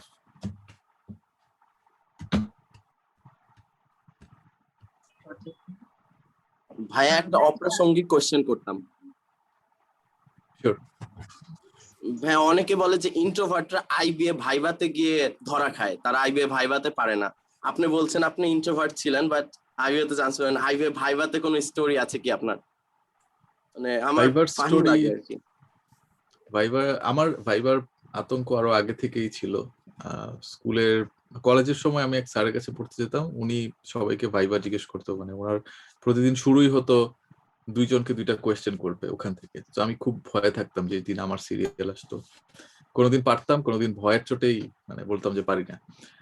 So by the time IBA came up, ততদিন তো মানে কলেজের অনেক বছর পর, I knew that it was very serious, IBA তে আমাকে চান্স পেতেই হবে। তো আমি মানে রেডি হয়ে গেছি। এখন আইবিএ তে যেটা সিক্রেট হচ্ছে যে আইবিএ তে রিটেনে যারা ভালো করে ওরা মোটামুটি ভাইভাতে স্যাররা পাস ধরেই রাখে, জাস্ট ওদেরকে একটু বাজায় দেখে যে এই কথাবার্তা বলতে পারে কিনা, মানে আইবিএ রিপ্রেজেন্ট করার মতো বিষয়টা আছে কিনা, ওইটুকুই। ইটস নট লাইক যেমন আমাকে জিজ্ঞেস করা হয়েছিল বাংলাদেশে ইনফ্লেশন রেট কত, আমি একটা এমন অ্যান্সার বললাম যেখানে স্যাররা হাসতে হাসতে গড়াগড়ি বলে তুমি কোন সালের ইনফ্লেশন রেট বলতেছো বাবা।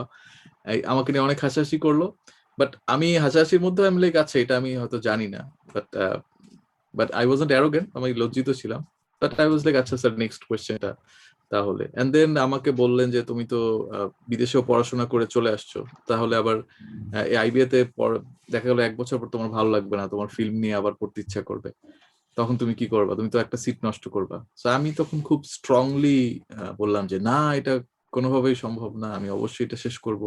আর আমি বিদেশের মতো জায়গায় পড়াশোনা করে নিজের যত্ন নিজে নিয়ে যদি একটা কোর্স শেষ করতে পারি, তাহলে আইবিএ তো আমি বাসা থেকে আইবিএ তে পড়াশোনা করছি, so why would that be a challenge? এটা তো অনেক সহজ। তো বললো না, সহজ না, এই সেই। আমি বললাম জি কঠিন, কিন্তু আমি পারবো। And আমার ওই ওই কোনো টেনশন নেই যে, মানে আপনি ওইটা টেনশন নিয়ে না যে আমি শেষ করতে পারবো না। But they were testing my confidence.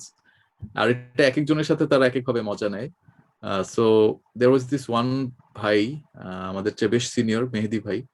উনি 3বার রিজেক্টেড ভাইবা থেকেই, মানে 3বার রিটেন পাস করে 3বারই ভাইবা থেকে বাদ। দেন 4th টাইম উনি আমাদের ব্যাচে চান্স পান। এন্ড ওনার ওইটাই ছিল যে আপনি আমাকে যতবারই বাদ দেন আমি রিটেনে আবার আসবো।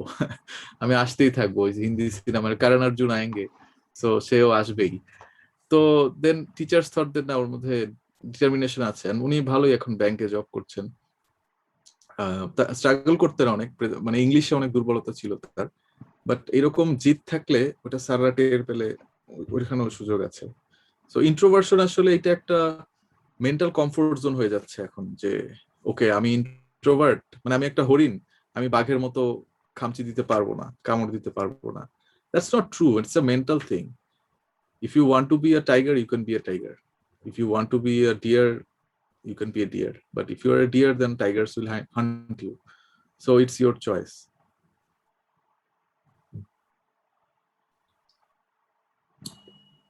ভাই আমার একটা প্রশ্ন আছে, করবো? Sure. আচ্ছা ধরেন আমি শুরু থেকেই বলি, ইউনিভার্সিটিতে ফার্স্ট ইয়ারে যখন জয়েন করি, ক্লাস শুরুর পরপরই অনেকগুলো ক্লাব থেকে অফার আসে যে আমাদের ক্লাবে জয়েন করো। তো আমি অলরেডি 3-4টাতে অ্যাপ্লাই করে ফেলি এবং ঢুকে ফেলি আর কি। তো কিছুদিন পর দেখা যায় যে আমি একসাথে 4টা ক্লাবে যখন জয়েন করেছি, সবগুলোতেই 2-1 দিন বা 4 দিন করে যেতে পারছি, তারপর আর কন্টিনিউ করতে পারিনি, কোনোটাতেই খুব ভালোভাবে কন্টিনিউ করতে পারিনি। তো আমি ক্লাবের ইম্পর্টেন্সটা হয়তো বুঝতাম, এখন আরো ভালোভাবে বুঝি ক্লাবিং এর ইম্পর্টেন্সটা। তো আমি এখন আবার প্রবেশ করতে চাই, কিন্তু এখন দেখতেছি যে আমার ব্যাচের যে আমার ফ্রেন্ডরা ছিল, সে ফ্রেন্ডরা অলরেডি একটা ভালো পজিশনে চলে গেছে, ভালো কাজ করছে ক্লাবের সাথে। সো এমনটা না যে আমি লজ্জিত বোধ করবো তাদের সাথে কাজ করতে, কিন্তু আমি আসলে ঢুকতে চাই ভিতরে। এখন এক্ষেত্রে আপনার পরামর্শটা কি হবে? আমি কিভাবে এই ক্লাবিং এর কাজগুলোর সাথে নিজেকে জড়িয়ে নিতে পারি? Okay, thank you for your honesty. Yeah, it takes guts to work under these kind of circumstances. So যেটা আমি সাজেস্ট করবো যে একটাতে ঢুকতে, এন্ড যেটাতে বিনিয়োগটা সবচেয়ে ভালো হবে, মানে যেটা নিজের ক্যারিয়ারের সাথে বেশি জড়িত। কিছু হয়তো শখের ক্লাব থাকে, debating club, if you don't want to be a marketeer, if you don't want to be a public speaker, তাহলে ডিবেটিং ক্লাব না করে হয়তো ক্যারিয়ার ক্লাব বেটার। সো ওই জিনিসটা আগে একটু ডিসাইড করে নেওয়া। অ্যান্ড যেই ক্লাবে ফ্রেন্ডরা আছে, মানে যারা আর কি, যাদের সাথে ইউ হ্যাভ গুড কমিউনিকেশন, তাদেরকেই বলা যে দোস্ত এরকম এরকম ছিল, বাট মানে এখন আমি জয়েন করতে চাই না, I will be active. So ওইটা করে একটা ওপেন কমিউনিকেশন করে দেন কাজ শুরু করে দেয়া, কাজ শেখা। এর বেশি আর চিন্তা করার কিছু নাই। কাজ করতে করতেই তখন আসলে ক্লাবের এটা একটা আনরিটেন রুল, যে যারা ভালো কাজ করে ক্লাবে তাদের একটা রেসপেক্ট চলে আসে। বাট ওই ইবি পাওয়ার জন্য তখন হয়তো একটু পলিটিক্স, একটু স্ট্র্যাটেজি, কিছু বিষয় আসলে থাকে, বাট রেসপেক্ট চলে আসবে, because if somebody works hard, বাকিরা অ্যাপ্রিশিয়েট করে তাকে। ভাইয়া আমার একটা ছিল, কোয়েশ্চেন ছিল এক্সট্রা কারিকুলার অ্যাক্টিভিটি নিয়ে, আমি বলতে পারবি? হ্যাঁ, যারা বিশেষ করে পাবলিক ইউনিভার্সিটির স্টুডেন্টগুলো মোটামুটি ক্লাব বা এক্সট্রা কারিকুলার অ্যাক্টিভিটির জন্য ওদের ইউনিভার্সিটি যথেষ্ট ফ্যাসিলিটিস থাকে, কিন্তু বাংলাদেশের শিক্ষার্থীর এক বড় অংশ কিন্তু ন্যাশনাল ইউনিভার্সিটির স্টুডেন্ট। তো ন্যাশনাল ইউনিভার্সিটির ক্ষেত্রে কি হয়, মানে এজ এ স্টুডেন্ট আমি যেটা দেখলাম যে ওখানে ক্লাস তো তেমন হয় না, ছেলেমেয়েরা জাস্ট মানে যায় পরীক্ষা দিয়ে চলে আসে। তো তাদের ক্ষেত্রে আপনার কি মানে সাজেশন থাকবে এক্সট্রা কারিকুলার অ্যাক্টিভিটির জন্য? ইয়েস, এটা it's not a new topic. আমাকে কয়েকবারই ন্যাশনাল ইউনিভার্সিটির কয়েকজন বলেছে, আমাদের টিমেও ক্যাম্পাস অ্যাম্বাসেডর আছে, তাদের সাথেও কথা বলে I was very disheartened to hear what's going on. আসলে ন্যাশনাল ইউনিভার্সিটি খুবই অবহেলিত, মানে খুবই বলতে মানে বলার বাইরে। সো যেটা এখন করতে হবে, use the pandemic situation to your advantage. এখন অনেক ইভেন্ট হচ্ছে, অনেক জায়গাতে কাজ হচ্ছে, ইভেন ওয়াইএসএসসি বা এই যে স্মার্টিফায়ারে ক্যাম্পাস অ্যাম্বাসেডরে অনেকে জয়েন করলো। এইভাবে বিভিন্ন অর্গানাইজেশনের সাথে জয়েন করে তাদের যে স্কিলের প্রয়োজন, আমরা তো কাজ খুঁজি যে কে কাজ করে দিতে পারবে, সেই কাজগুলো ট্রেনিং নিয়ে কিংবা আমাদের কাছ থেকে জেনে নিয়ে সে কাজগুলো করে দেন একটা নিজের মধ্যে ডেভেলপমেন্ট আনা আর কি। এইটাই হচ্ছে মানে বেস্ট সলিউশন আমি যতটুকু দেখছি, বিকজ ওখানে ইউনিভার্সিটি থেকে স্যাররা আসলে তাদের অতটা মোটিভেশন নেই, অ্যান্ড ওখানে অনেক অনেক জটিলতা। সো বাইরে থেকে একটা সলিউশন নিজে থেকে নিয়ে আসতে হবে নিজের জন্য। সো আমি এখানে কিছু কোয়েশ্চেন পাচ্ছি। সো ইয়েস আ প্রশ্ন মে লুঙ্গা। একটা হচ্ছে ফাইনাল ইয়ার স্টুডেন্ট, ভার্সিটিতে আমি ইসিএ বাড়াতে পারিনি, এখন কিভাবে আমি এনরিচ করব? সো এখন করার উপায় হচ্ছে, I don't know how many months are left. এখন কোনো ক্লাবের ইভেন্ট হলে বা কিছু হলে you can ask to volunteer. এটা একটা ছোটখাটো কাজ হতে পারে, বাট আরো এফিশিয়েন্ট হবে if you get a part time job somewhere, internship বা কিছু, যেটা আনপেইড হোক পেইড হোক, বাট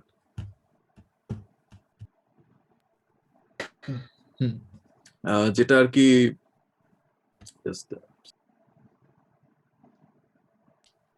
হ্যাঁ আনপেইড পেইড হোক, বাট যেখানে শেখার সুযোগ আছে, that can be a replacement for the ECA. ভাইয়া এই বিষয়ে একটা কোশ্চেন ছিল। হুম ধরেন আমি ইন্টার্নশিপ করলাম, they get me the certificate, আমার যে লিডারশিপ দেওয়ার কথা ছিল সেইভাবে দিলাম, কিন্তু তারা যে জিনিসটা মানে করতে চেয়েছিল আমাদের ইন্টার্নশিপ দেওয়ার মাধ্যমে বা ছাত্রদের ইন্টার্নশিপ দেওয়ার মাধ্যমে, তারা যে ফাইনালটা করতে চাইছিল সেটা করতে পারলো না, দে ফেইলড, মানে কোম্পানিটা ফেল করলো। আমি যখন সেটা সিভিতে অ্যাড করব, ধরুন যে আমি এখানে ইন্টার্নশিপ করছি এবং কেউ তার সেটার নাম শোনেনি, সেটা কি আমার জন্য কোনো খারাপ ফিডব্যাক দিবে কিনা? সেটা I mean, if you're not the CEO of that company, you don't have anything to be sorry about. What you have to say, তোমার যেটা বলতে হবে যে আমি এটা মানে এই কাজ করে আসছি, ওখানে আমি এগুলো শিখেছি, এই জিনিসগুলো আমি পারি, এই হচ্ছে আমার রেজাল্ট। যদি গ্রাফিক ডিজাইনের কাজ হয়, এই যে আমার ডিজাইন করা, যদি মার্কেটিং এর কাজ হয় তাহলে আমি এই জিনিস করেছি। হ্যাঁ ইট ইজ ট্রু, ওই যে মানে ইনভেস্টমেন্ট মিরপুর শেওড়াপাড়ায় ছিল, গুলশানে হয় নাই।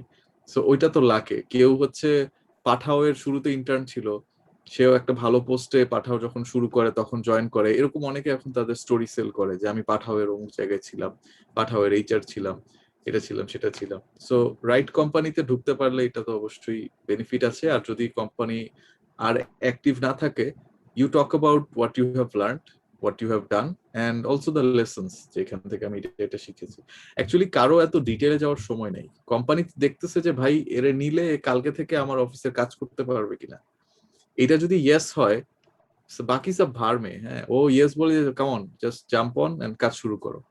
কিন্তু যদি আমি দেখি যে না এই তেনা পেঁচানো বা এই হাবিজাবির মধ্যেই লাইফটা কাটছে, বা তার সাথে কথা বলে মনে হচ্ছে যে হাফ দ্য টাইম গাঁজা খেয়ে পড়েছিল ভার্সিটিতে, সো তখন তো মোটিভেশনটা কমে আসে। Nothing against people who smoke weed, আমার মানে পক্ষ বিপক্ষে বলার কিছু নাই, বাট দ্য পয়েন্ট ইজ যে সে আমার অফিসে এসে কাজ করতে পারবে কিনা, ডেডিকেশন দেখাবে কিনা। Because and of the day আমাদের তো ক্লায়েন্টকে সার্ভ করতে হচ্ছে, কাস্টমারের জন্য প্রোডাক্ট বানাতে হচ্ছে, সো ওইখানে ঠিক মতো টাইম দিচ্ছে কিনা, ওটা দিতে পারলে তাহলে that's fine. So you have worked in a company যাদের ওয়েবসাইটে ইউ ওয়ার্ক, বাট ওয়েবসাইটটাই এখন নাই। But if you have a screenshot, if you have some proof যে এটা করেছি, বা মুখে বলা যে এই কাজ আমি পারি ওয়েবসাইটের ডেভেলপমেন্টের, তাহলেও তো অ্যাটলিস্ট একটা প্রুফ আছে যে না ঠিক আছে, ইটস মেকিং সেন্স। এই আর একটু তো ব্যাড ইনভেস্টমেন্ট হয়ে গেছে, ওইটা তো কিছু বলার নেই আর কি, ওইটুকু থাকবেই। হ্যাঁ এখন ধরেন অনেকে মাল্টিপল ক্লাবে জয়েন করলো, যেমন আমার কথাই আমি বলি, যদি পার্সোনাল শেয়ারিং, যে আমি ভার্সিটিতে আসার পর তিনটা ছোট ক্লাবে ছিলাম, কিন্তু একটা ক্লাবকে আমি জোর দিছি আর সেটার ভাইস প্রেসিডেন্ট হয়েছিলাম, মানে আমার ডিস্ট্রিক্ট অ্যাসোসিয়েশন যেটা, কিন্তু অন্যান্য ক্লাবে আমি জাস্ট জেনারেল মেম্বার রয়ে গেছি। এখন এই ক্ষেত্রে কি আমি একটা ক্লাবকে ফোকাস করছিলাম, তো এটা আমি কিভাবে প্রেজেন্ট করবো যে ওরা যদি জিজ্ঞেস করে এখানে মেম্বার কেন আর ওখানেই কেন, বা যদি হয়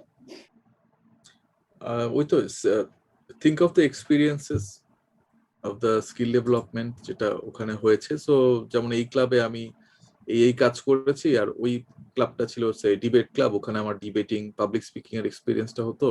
আর এই ক্লাবটা হচ্ছে career forum, so career forum থেকে আমি অনেক বেশি নেটওয়ার্কিং এর সুযোগ পেতাম এবং ক্যারিয়ারে কোন কোন স্কিল লাগবে এগুলা জানতাম। আর আরেকটা ছিল হয়তো এমইউএন ক্লাব, সেখান থেকে আমি বিভিন্ন দেশের বিভিন্ন কালচার সম্পর্কে জানতে পারতাম, ডিবেট করতে পারতাম, এই টাইপের আর কি। সো ওইটার প্রাসঙ্গিক কথাবার্তা বলে জিনিসটাকে বিশ্বাসযোগ্য করতে হবে, সেল করতে হবে। ঠিক আছে? তার মানে ভাই আলটিমেটলি আমাকে ওইখানে গিয়ে একটা মার্কেটিং স্কিল দেখাইতে হবে যে আমি একটা অপ্রাসঙ্গিক প্রাসঙ্গিক কথা বলবো, ওটা দিয়েও একটা কেস করা যায়। হ্যাঁ, এবং এটা অপ্রাসঙ্গিক না, মানে এটা তো প্রাসঙ্গিকই। ইউ জয়েন্ট 3 ক্লাবস, কেন? সুন্দরী মেয়ে ছিল 3টা ক্লাবে। ওইটা যদি ইয়েসও হয়, ওটা তো আর বলা যাচ্ছে না।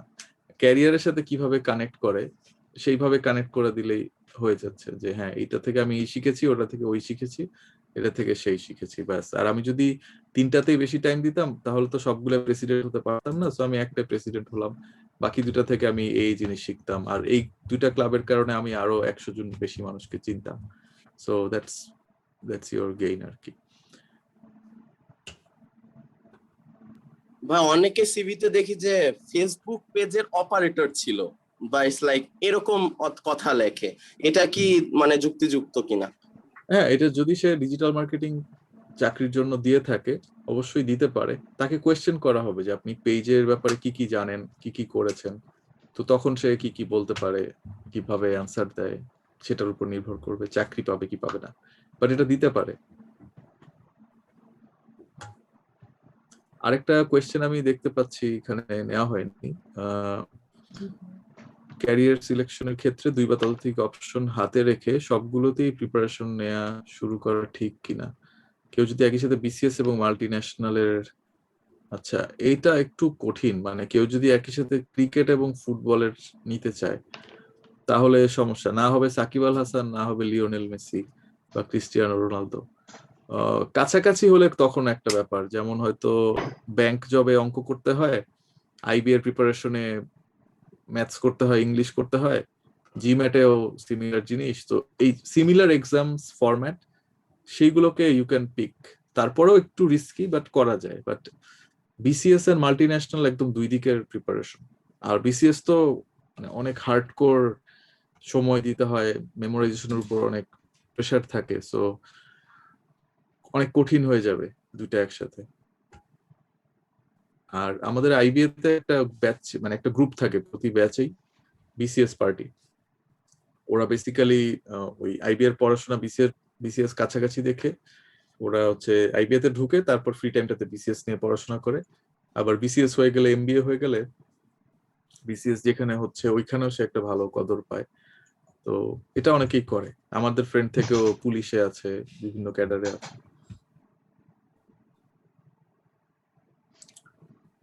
আমরা একদম শেষে চলে এসেছি। শেষে আমি এটাই বলবো যে আমার অ্যান্সার গুলো বায়াসড, হ্যাঁ, ইট ইজ বায়াসড, কারণ হচ্ছে বায়াস। আচ্ছা হ্যাঁ প্লিজ, আমি একটু ওভারটাইম আমি নিচ্ছি, সরি। রুয়েট থেকে তো পাশ করার পরে আমার তো একটা ইঞ্জিনিয়ারিং ডিগ্রি, তো এরপরে আমি যদি বাংলাদেশে পড়াশোনা করতে চাই সেক্ষেত্রে আমার এমবিএ করাটা বেশি প্রিফারেবল হবে নাকি মাস্টার্স করা, মানে অন্য কোনো ইঞ্জিনিয়ারিং চাকরি ইউনিভার্সিটি? কোথায় করতে চাচ্ছ? আমি কর্পোরেট লাইফে জব করতে যাচ্ছি ফিউচারে, তো সেক্ষেত্রে আমার তাহলে জন্য এমবিএ কোনটা বেটার হবে, আইবিএ এমবিএ ভালো হবে আচ্ছা, বাংলাদেশে থাকলে। আরেকটা কথা ছিল যেটা হলো শুধুমাত্র যদি আমার ইঞ্জিনিয়ারিং ডিগ্রি থাকে তো সেক্ষেত্রে কি আমার ফিউচারে গিয়ে কর্পোরেট লাইফে জব করার ক্ষেত্রে যদি কোনো প্রকার এফেক্ট আসবে, মানে প্রমোশনের ক্ষেত্রে হয়তো বা লেট হচ্ছে বা প্রমোশন হচ্ছে না, এই টাইপের কোনো কিছু? ডিপেন্ড করে how quickly you can learn.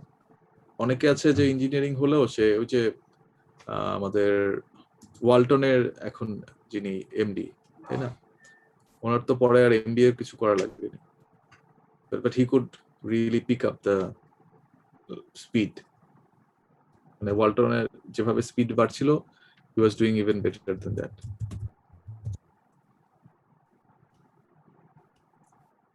CEO আর কি এখন গোলাম মুর্শেদ, উনি তো ইঞ্জিনিয়ার, আইআইটি থেকে পড়েছেন, সো পারলে তো পারে, যে পারে সে সবই পারে, এটা নিয়ে আর অত টেনশন করার কিছু নেই, but gather your knowledge from now if you want to go for business route, এখন থেকেই জেনে রাখলে ভালো। সো লাস্টে আমি যেটা হ্যান্ড রেজ করেছে, ইয়েস ফাইরুজ। একজন হ্যান্ড রেজ করেছে, তো মাহিম কিছু বলতে চাচ্ছে। আমার একটা মানে আপনার থেকে হচ্ছে এটা সাজেশন চাচ্ছিলাম, যেরকম যে এমএনসি গুলায় রিক্রুটমেন্টের প্রসেসটা অনেক রিগোরাস থাকে, দেখা যায় যে 5টা 6টা স্টেজ পার করে তারপরে কনফার্মেশন পাওয়া যায়। তো এর মাঝে দেখা যায় যে কেস কম্পিটিশন করলে কেউ তার প্রেজেন্টেশন স্কিলটা থাকে, সে একটা স্টেজ পার হতে পারে।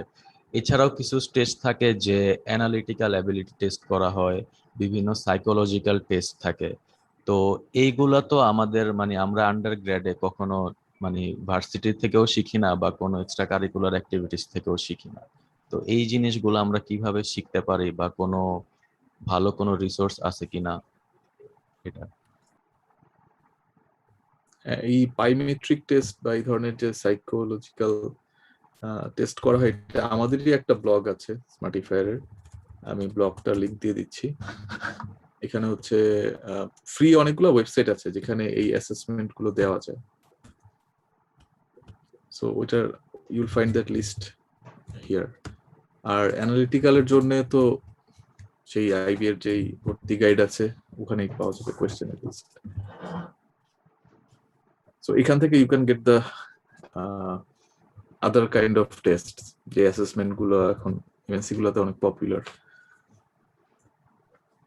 রাইট? সো শেষে যেটা বলতে চাচ্ছিলাম সেটা হচ্ছে যে আমার অ্যান্সার গুলো biased, because I have grown up in a family যেখানে আমার বাবা মা দুইজনই ডাক্তার, অ্যান্ড এমবিবিএস এর পরে তারা এফসিপিএস এমএস এরকম আরো ডিগ্রি পার্সু করেছে, অ্যান্ড তাদের ফ্রেন্ড সার্কেল, আমার ফ্রেন্ড সার্কেল ঘুরে ফিরে সবাই মোটামুটি ওয়ার্কাহলিক। আমার বস ওয়ার্কাহলিক, মানে ডেইলি স্টারে যিনি বস ছিলেন তাসদিন ভাই, one of my mentors, and আমিও ওয়ার্কাহলিক মানুষের আশেপাশে বেশি ঘুরি। সো আমার অ্যান্সারে অনেক বেশি এটা করো সেটা করো, এটা করতে হবে, এটার সাথে ওইটা করতে হবে, তারপর এটা করতে হবে। Some of you might feel like ওরে বাবা এত কিছু করতে কেন বলতেছে, এত it's like too much. So কষ্টকর বিষয়টা কি যে বাংলাদেশের লাইফস্টাইলটাই এখন এরকম, অ্যান্ড আমাদের জেনারেশনে মানে আমাদের বাবা মায়ের জেনারেশনে একজন কাজ করলেই সংসার সুখে চলতো। You are in a generation, I am in a generation, husband wife both may have to work, দুইজনকেই কাজ করতে হবে একটা ভালো ছেলে মেয়েকে ভালো স্কুলে পড়াতে চাইলে কিংবা একটা ভালো লাইফ লিড করতে চাইলে। ইটস প্র্যাকটিক্যাল, শুনতে একটু কেমন জানি লাগতে পারে, বাট আসলে আমাদের দেশে এক্সট্রিম হার্ড ওয়ার্ক করে তারপরে you have to earn it, বিদেশেও তাই, বাট আমাদের এখানে হয়তো আরো বেশি কম্পিটিটিভ যেহেতু মানুষ অনেক বেশি, আর আমরা সবাই মনে করি যে আমরাই সবাই রাজা, আমাদেরই রাজার রাজত্ব। সো এখন তো পলিটিক্যালিও অনেক ইনফ্লুয়েন্সড হয় সবকিছুতে কম বেশি আমরা দেখতে পাচ্ছি।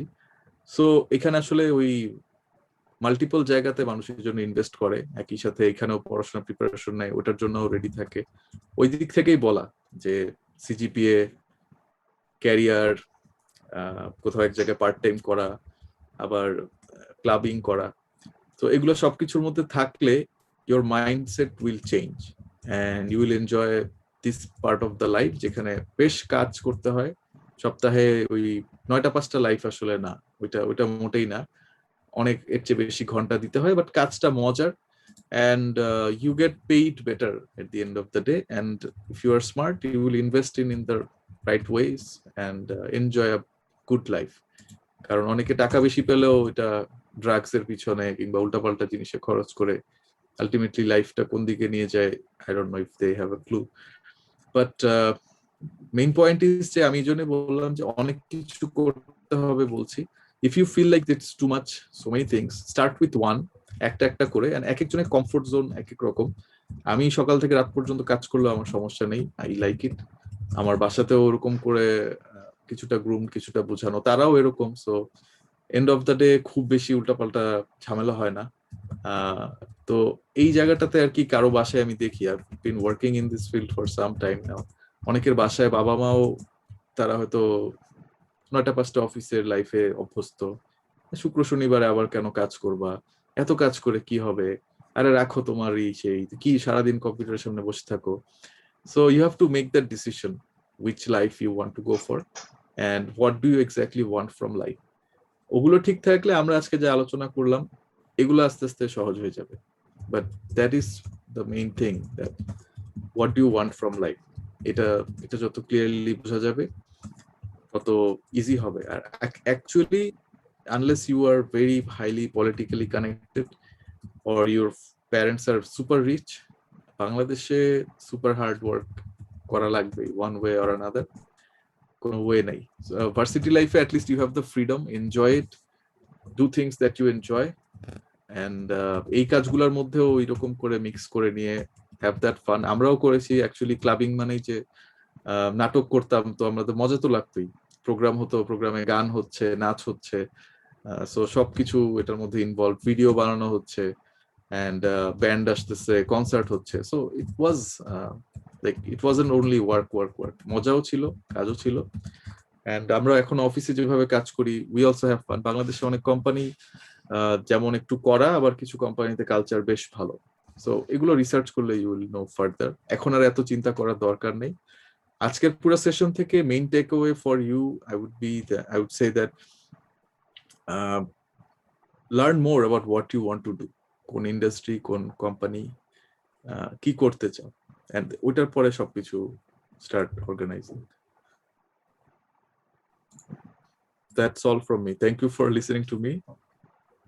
অনেক বেশি সময় নিয়ে নিলাম, because of your interest and enthusiasm I felt যে ইট উড বি ফ্রুটফুল। আশা করি কাজে লেগেছে।